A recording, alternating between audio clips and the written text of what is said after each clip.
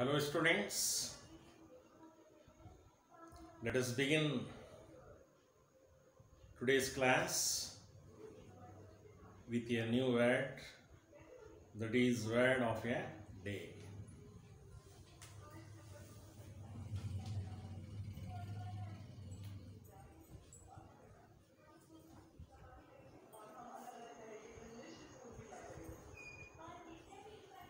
And today's word is atheist.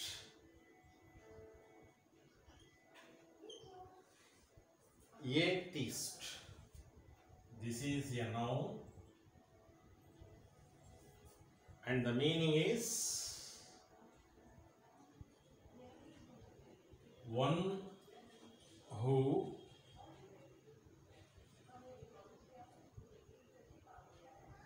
disbelieves in the existence of God. One who disbelieves in the existence of God. One who is not believing in the existence of God. One who thinks that there is no God. So that type of person is called as an atheist. And the antonym of this word is theist. One who believes in the existence of God. One who believes in the existence of God is called as theist. In Tamil, this is Nathigan, atheist. He is an atheist. He is an theist, Athigan, one who disbelieves in the existence of God. One who believes in the existence of God is called as theist. One who disbelieves in the existence of God is called as atheist. These are all the words of a day. Okay.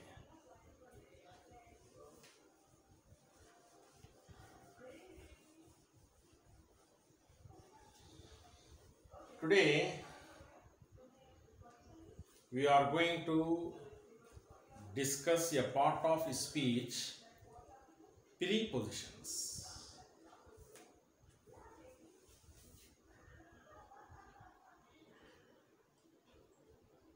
Prepositions.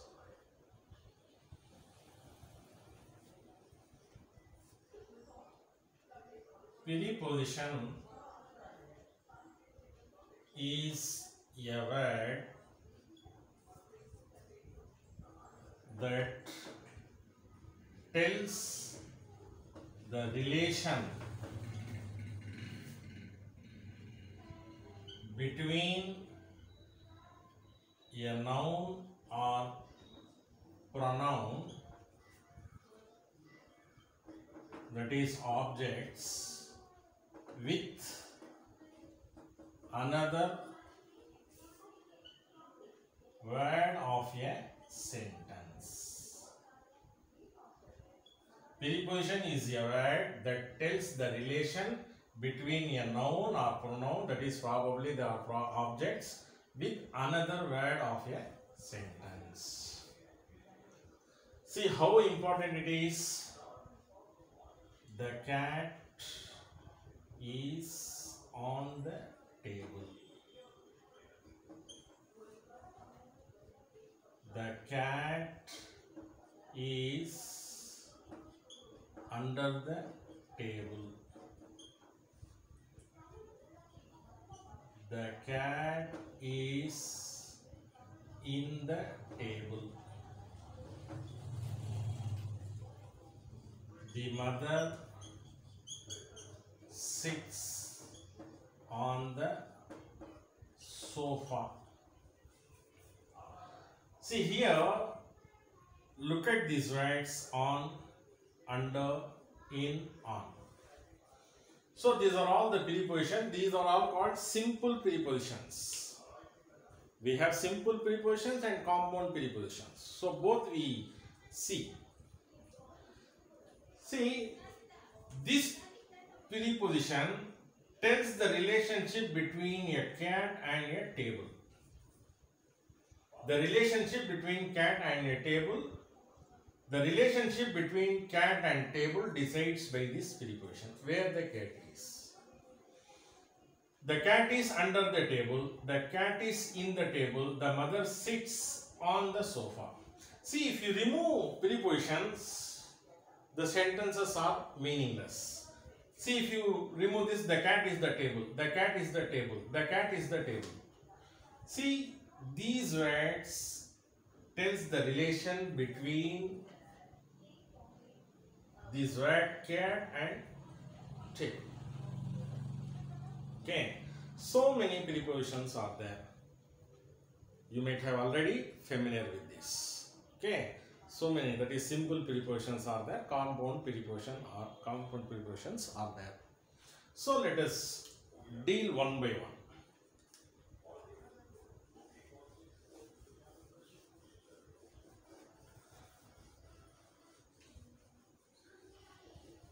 First, let us deal with these generally used, commonly confused prepositions in act.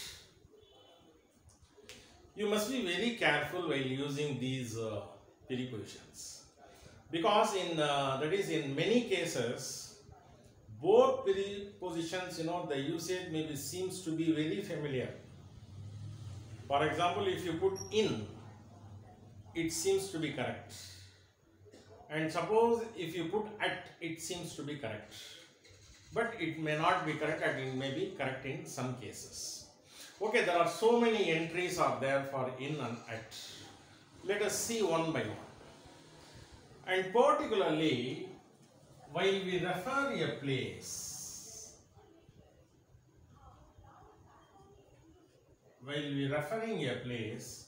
you must be very careful. Where to use in and where to use at. One simple example I would like to give you so that you can understand very well that where to use in and where to use at, particularly while referring a place. Look at the example. Saravana Stores is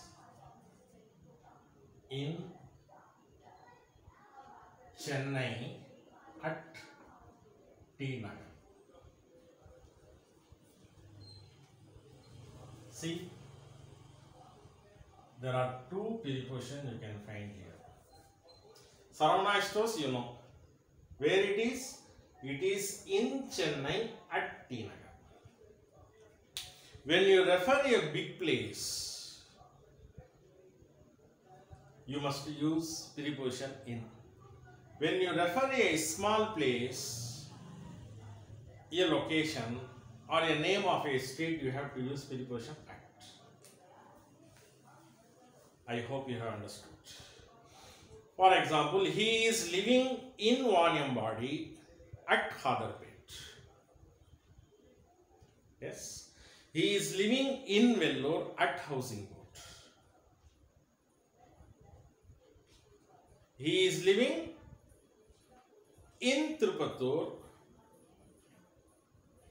at Old Mosque Street.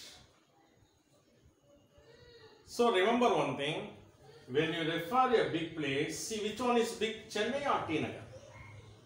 Chennai is a big place. It is a city. So you have to use in. T Nagar is a small place, the area inside Chennai. So you have to use at here. Okay. He is living in Vaniambadi. He is living in Tamil Nadu at Vaniambadi. Now you can understand. He is living in India at Vaniambadi. So likewise, particularly when you are referring a place, you must be very, very careful. Okay, yes. As far as that in is concerned, where to use in? In the morning. In the morning. In the evening. In the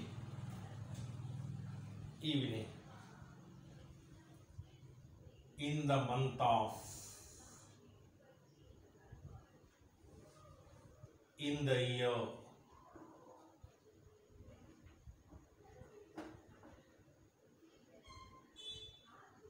In August. In the month of August, that I already mentioned. In the month of, in the year, for all seasons. For all seasons. For example, in winter, in spring, in autumn, in summer. In all the cases you have to use in. Okay. And where to use at? Before time you have to use at. At 9 o'clock. I go to meet my friend at 9 o'clock. At dawn. At dawn. That is in the early morning time. It's called as dawn.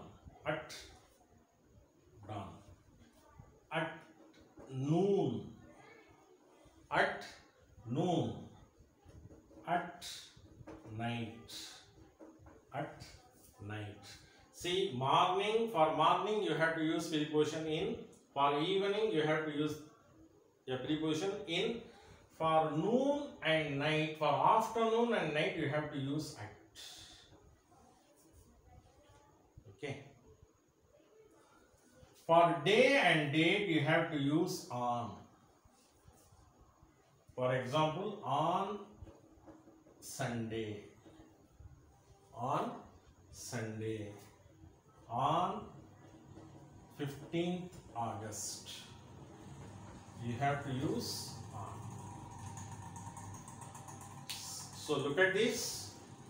Before morning, before evening, you have to use preposition in. In the month of, in the year, in of before all the seasons, in winter, in spring, in autumn, in summer, you have to use in. And at to where to use at?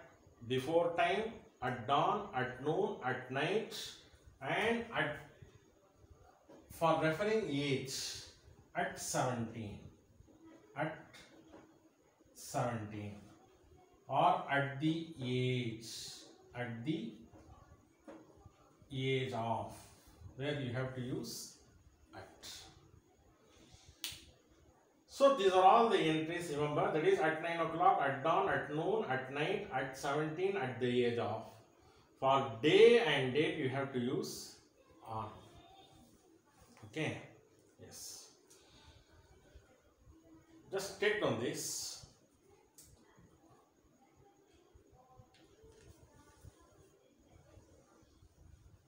Then the another one preposition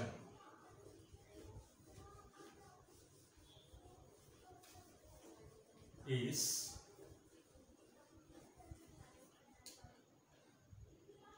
by.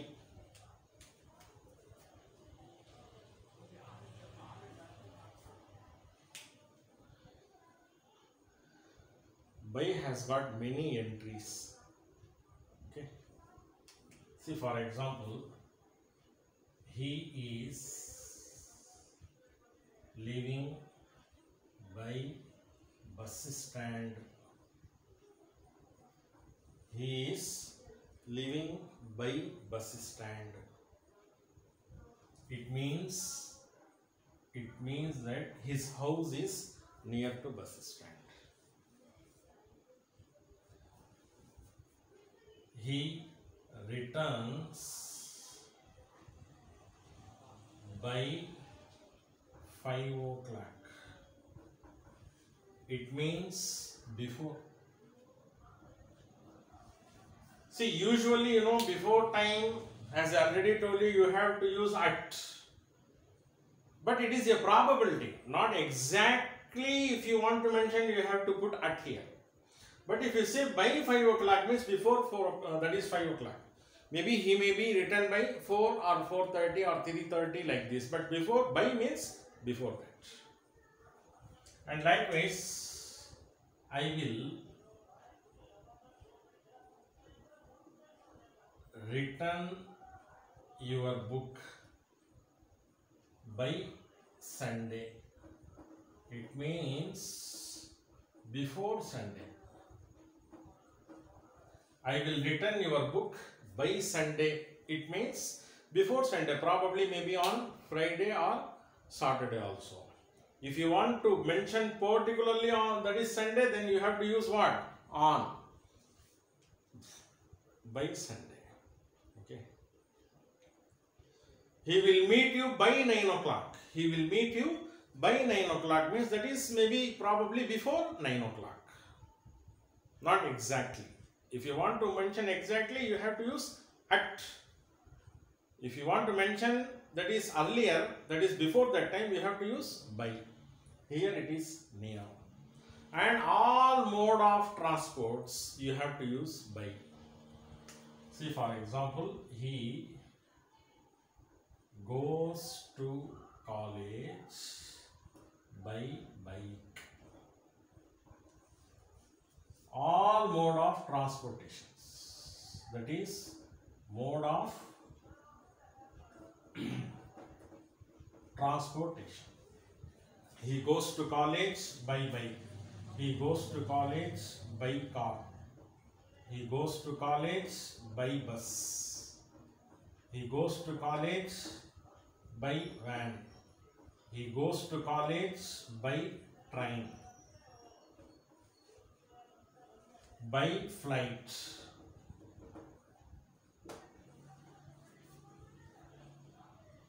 Okay, so all mode of transportations you have to use by before it.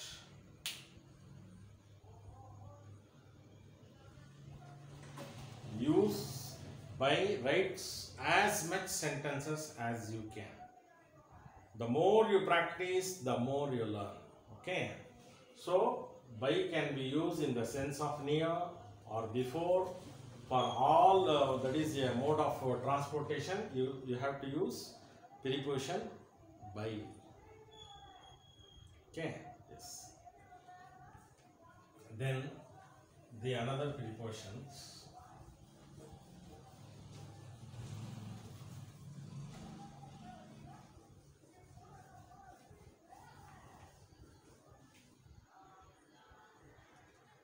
See, in time, on time. What is the difference? All the students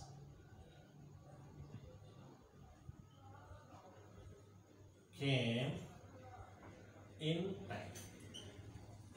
Earlier. Suppose, for example, just imagine that if a function starts at 9 o'clock, if you say all the students came in time means, it means that all of them have turned up before 9 o'clock. All of them have turned up before 9 o'clock. If you say in time means earlier. Okay. And another example is the guest turned up on time. On time means sharp. In time means earlier. The guest turned up on time. On dot. Exactly. So for earlier, you have to use in time. On time. Okay.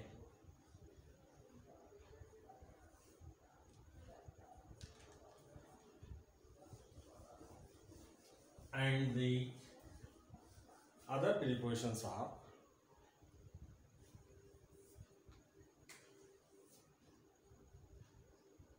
for since.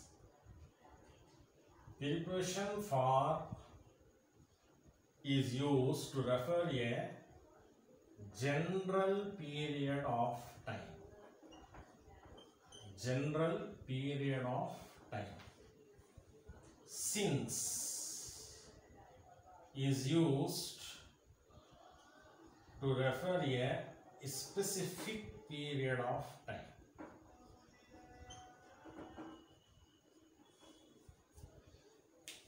And particularly those who are those who are desirous to take part in competitive examinations, you must be thoroughly prepared prepositions, because there is no question paper without prepositions.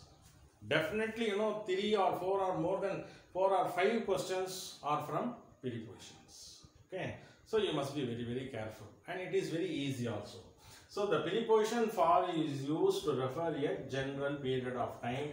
Since refer to a specific period of time. Look at the example.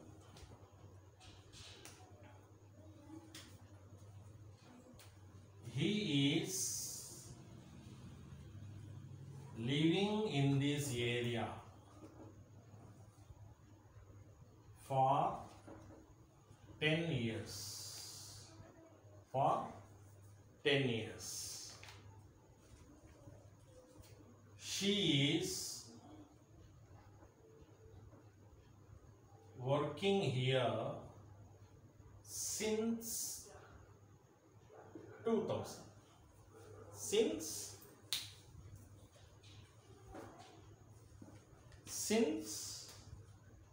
1995. I think these two examples can tell you very well the usage of for and since. For general period of time. He is living in this area for 10 years. Plus or minus. If you say for 10 years means maybe 9 years or maybe 11 years or maybe 10 years or more than 10 years or less than 10 years, but you do not know the exactly. That is a general period of time. If you want to mention, you have to use for. If you know the year and month exactly, then you have to use since. Suppose you do not know the year exactly, you may say that she is working here for more than 15 years or for 12 years. But if you know the year exactly, the year and the month, then you have to use the preposition since. Okay. He has been driving for 20 years. He has been driving for 20 years. He has joined as a driver since 1977, July 2005. Because you know the month and year exactly, you can use since. If you do not know that is a period of time, if you want to mention it generally, you have to use for. This is the difference between since and for.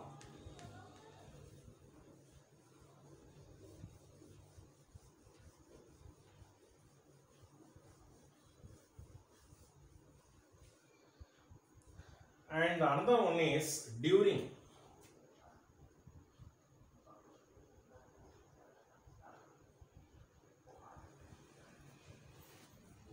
A particular period of time.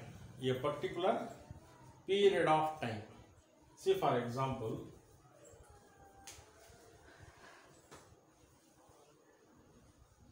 during Pongal holidays,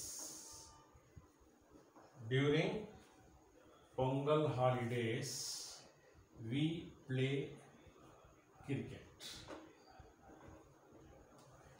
During Pongal holidays, we play cricket.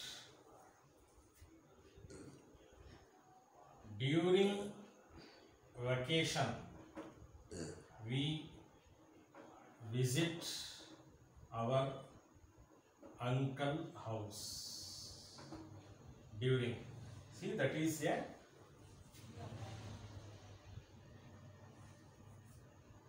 particular period of time.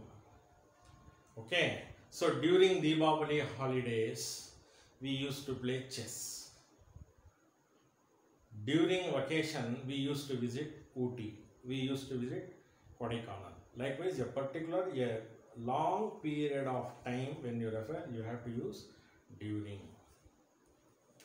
During examination time you should not go outside, that is 3 hours, a long period of time.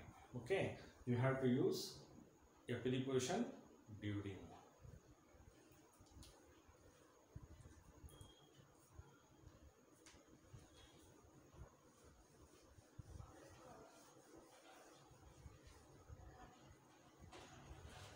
Then the another, that is 2 prepositions.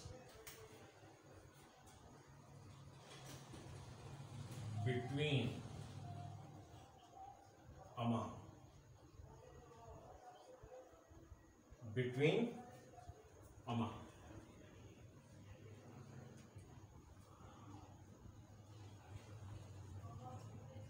Where to use between? Preposition between is used any to. Any to. Among, more than 2.